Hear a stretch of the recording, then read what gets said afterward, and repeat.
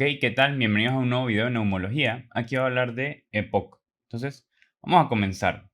Para hablar de EPOC, lo primero que voy a mencionar es las etiologías. En cuanto a etiología, el factor de riesgo más importante para EPOC, que se desarrolla el 80 a incluso 90% de los casos de EPOC, es fumar. No todos los fumadores desarrollan EPOC. Es más, un quinto de los fumadores desarrollan EPOC. Entonces puede haber algún tipo de base genética para este un quinto de los fumadores que terminan desarrollando EPOC, pero aún así, este es el factor de riesgo más importante. Y no solo es más importante, sino que es modificable y reversible. Modificable en el sentido de que si una persona era fumadora, pero paró de fumar hace más de 10 años, ya no está en aumento de riesgo de desarrollar EPOC. Y en las personas que ya desarrollaron EPOC, parar de fumar es una de las pocas cosas que va deteniendo la progresión de la enfermedad. Ahora, ¿en qué queda el resto del porcentaje? El otro 10 a 20% de los casos va a deberse a polución ambiental.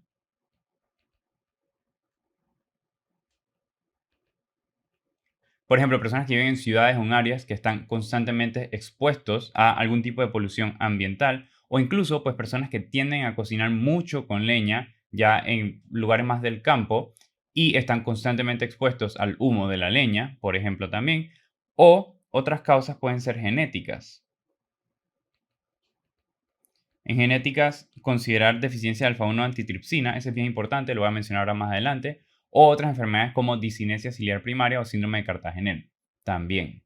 Entonces, ¿qué pasa en enfermedad pulmonar obstructiva crónica? Lo que pasa es que este término, EPOC, engloba varios síndromes. Engloba tanto enfisema como bronquitis crónica o a veces un síndrome que se sobrelapa asma más EPOC. La fisiopatología de estos dos síndromes, más que todo enfisema y bronquitis crónica, que son los más comunes, son un poco diferentes, pero realmente los pacientes no son 100% bronquitis crónica o 100% enfisema. Usualmente ellos tienen una entremezcla de alguno de los dos. Y pues ahí va a ser sus manifestaciones clínicas y hallazgos en espirometría, etc.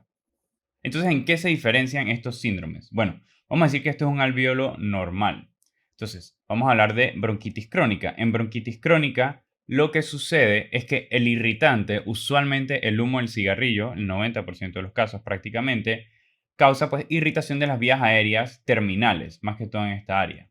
Entonces, esta irritación causa que haya hipertrofia de las células caliciformes, hipertrofia del músculo liso, que está pues aquí abajo, hipertrofia de las glándulas submucosas, que son estas amarillas que quedan acá, y terminan secretando mayor cantidad de moco. Todos estos cambios van achicando y achicando y achicando el calibre de la vía aérea. Y entonces los pacientes terminan con obstrucción de la salida del aire y por tanto síntomas obstructivos de POC.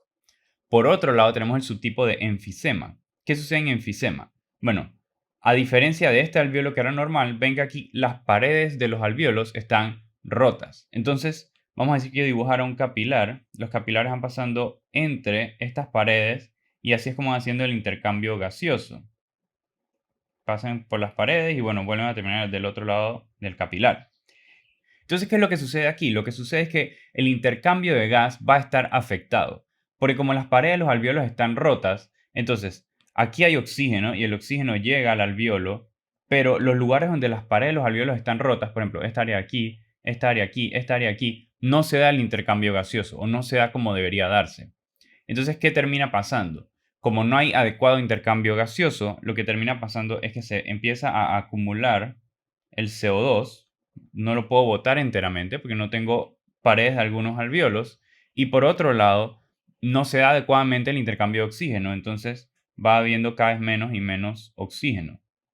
Usualmente el hallazgo más temprano es que estos pacientes van reteniendo CO2, reteniendo CO2, reteniendo CO2 y luego más adelante van bajando los niveles de oxígeno, hipoxemia, hipoxemia, hipoxemia.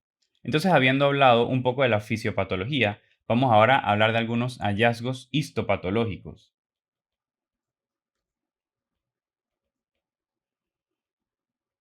En cuanto a los hallazgos histopatológicos, en bronquitis crónica, todos estos hallazgos de hipertrofia que les mencioné se puede calcular con algo que se llama el índice de Reid.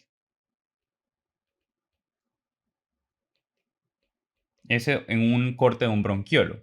Y si el índice de Reid es mayor a 0.5, me habla de que es bronquitis crónica. En cuanto a otros hallazgos de patología, Hablando de enfisema, existen dos subtipos. Existe enfisema centroacinar y panacinar. A estos también le llaman centrolobular o panlobular.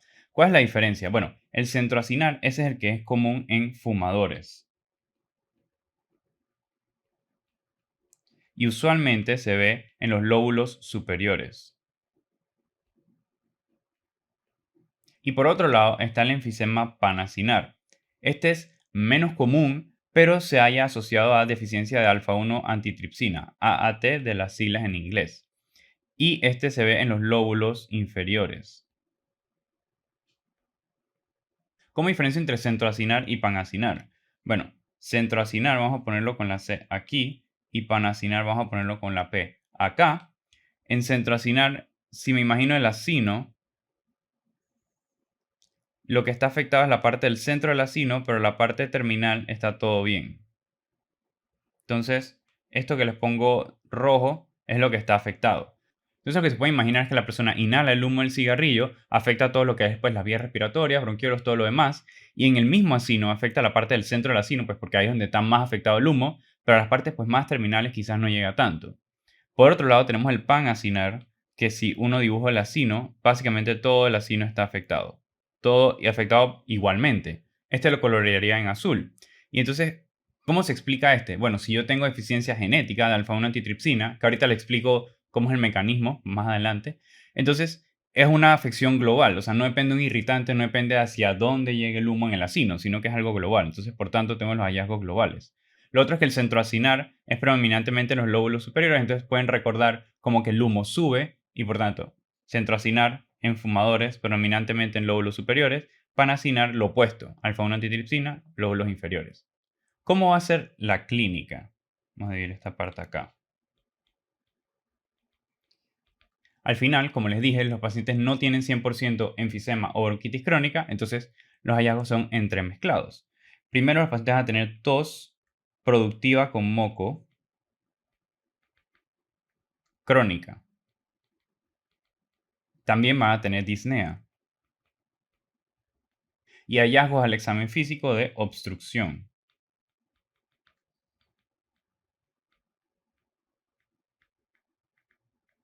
¿Cuáles son los hallazgos de obstrucción? Sibilancias,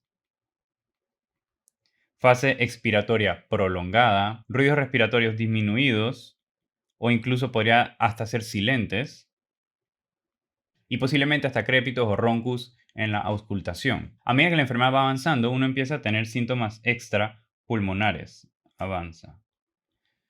¿Como cuáles? Bueno, recuerden que si tendríamos los pulmones aquí y tendríamos el corazón derecho que le toca bombear sangre contra la circulación pulmonar, si hay hipoxemia en los pulmones, menor cantidad de oxígeno, va a haber vasoconstricción. Si hay vasoconstricción, hay aumento de la presión de las arterias pulmonares, por tanto, hipertensión pulmonar, y por tanto esto se va a ver afectado al corazón derecho. Entonces, ¿qué voy a ver? Voy a ver primero hallazgos de sobrecarga del corazón derecho y más adelante de falla cardíaca, como por ejemplo, venas yugulares dilatadas, edema periférico, hepatomegalia, hipertrofia ventricular derecha y más adelante hasta cor pulmonale. Otros hallazgos adicionales pueden ser tórax en barril, uso de músculos accesorios. Cuando la PCO2 se acumula demasiado, obviamente va a tener una acidosis respiratoria y a medida que se sigue acumulando la PCO2 y sigue disminuyendo la PO2, pues hallazgos de confusión mental también puedo tener, secundarios a la hipoxemia y por último policitemia también. Se empieza a producir más eritrocitos y más eritrocitos y más eritrocitos para combatir la parte de la hipoxemia. De estas manifestaciones clínicas, si ellos les quieren mencionar que la fisiopatología predominante es un poquito más bronquitis crónica, van a poner el caso bien predominante que el paciente tiene una tos y es muy productiva, porque lo característico de bronquitis crónica, claro, es producción de moco. Entonces una tos productiva por más de 3 meses en 2 años consecutivos habla un poco de más de bronquitis crónica y les van a poner hallazgos de obstrucción, como por ejemplo un paciente con sibilancias y que el paciente es obeso. Si les quieren apuntar un poco más a enfisema, les van a decir que el paciente es un poco más rosado la cara, es un paciente delgado, pero puede tener tórax en barril. Y cuando van a expirar, ponen los labios de esta forma para expirar, porque les es más fácil así. En cuanto a exámenes y diagnóstico, vamos a dividir esta parte, es un poco más fácil. El diagnóstico va a ser con espirometría.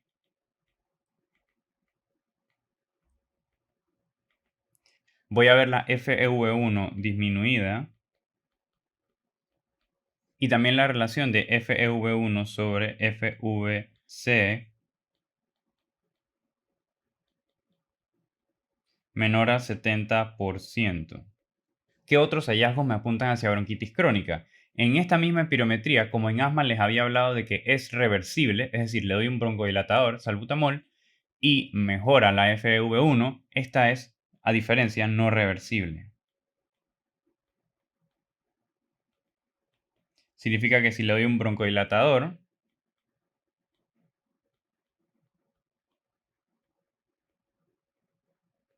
y 15 minutos después de darle el broncodilatador vuelvo a hacer las pruebas de función pulmonar, mejora menos del 12% la FEV1. Otro test que también es útil es el DLCO, que habíamos hablado en el primer video, que si estamos hablando de enfisema, va a estar disminuido, pero si estamos hablando de bronquitis crónica, va a estar normal. Si le tomo otros exámenes, como ya habíamos hablado, por ejemplo el EKG, voy a ver hipertrofia ventricular derecha, o si le tomo una radiografía de tórax, voy a ver hallazgos de una patología obstructiva, como por ejemplo los diafragmas aplanados y los pulmones hiperinflados. En cuanto al tratamiento, ok, para revertir síntomas, yo puedo usar los broncodilatadores. Yo puedo usar tanto SABA, LABA, SAMA o LAMA, pero ninguno de estos trata la patología de base. Realmente, al final lo que hace es que mejorar la sintomatología, la parte de la disnea, tratar de disminuir obstrucción, pero no combato patología de base. Hablando de patología de base, también están los corticoides inhalados,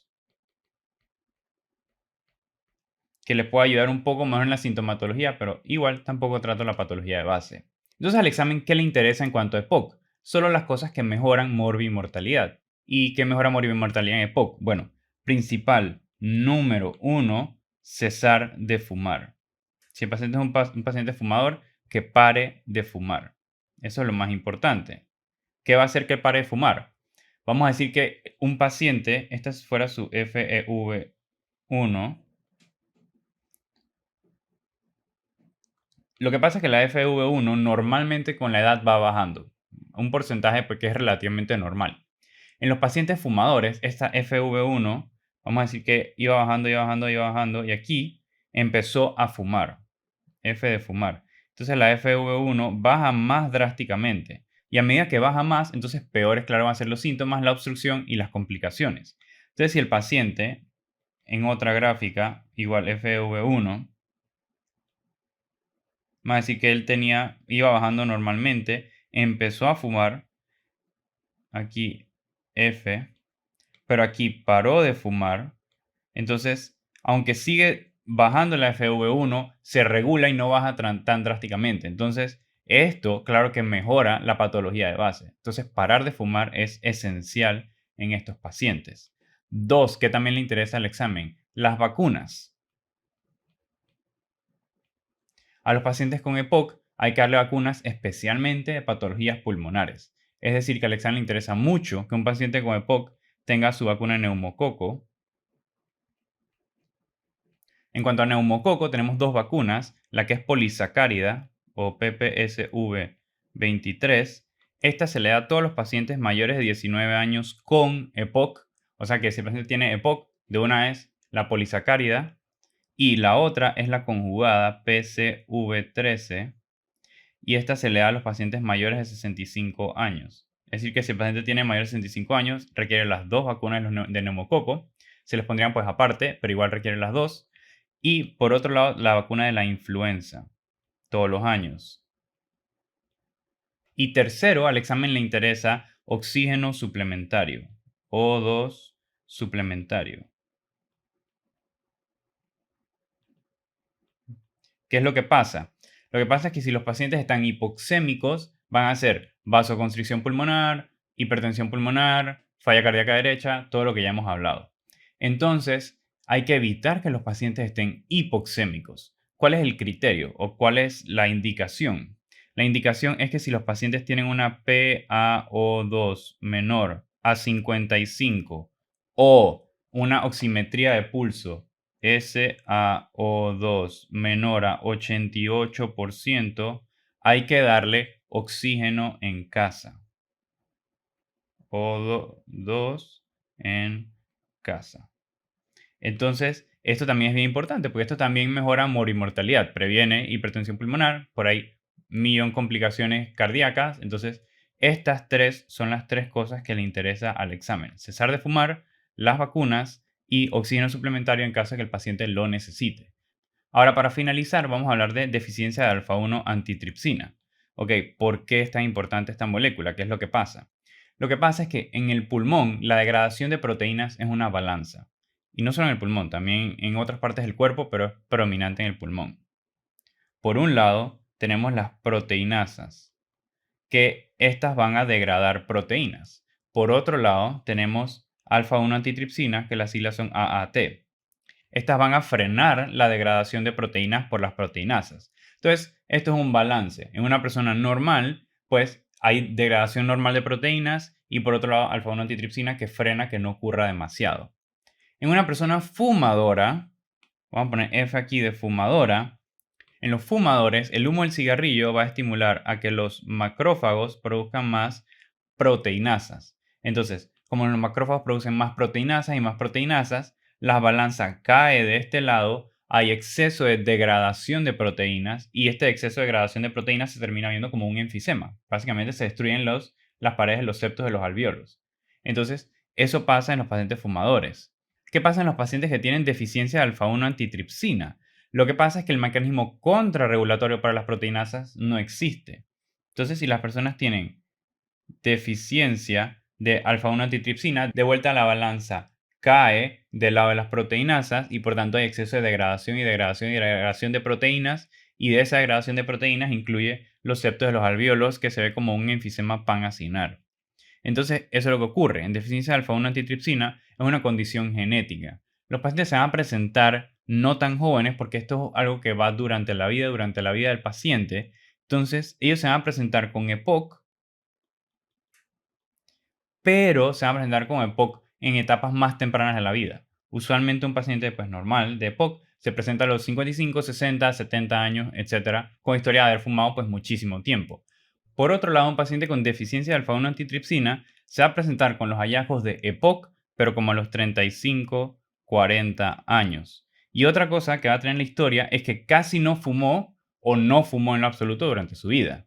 Adicional, alfa-1 antitripsina también es bien importante en el hígado. Lo que pasa en el hígado es algo diferente. Lo que pasa en el hígado en deficiencia de alfa-1 antitripsina es que se va acumulando esta molécula, se acumula, se acumula, se acumula en el hígado. Y entonces, después de acumularse en varias partes del hígado, causa aumento de las enzimas hepáticas y más tardíamente causa cirrosis. Entonces, asimismo presentan este caso una persona, 40-45 años de edad, en donde acude por hallazgos de EPOC más cirrosis y nunca fumó, no tiene pues tanto consumo de alcohol como para pensar en cirrosis o alguna otra enfermedad. Entonces, buscando las cosas, pienso medir los niveles de alfa-1 antitripsina y están pues muy disminuidos. Entonces, eso es deficiencia de alfa-1 antitripsina. Entonces, esto es todo lo que voy a hablar en el módulo de EPOC. Los veo para el siguiente video.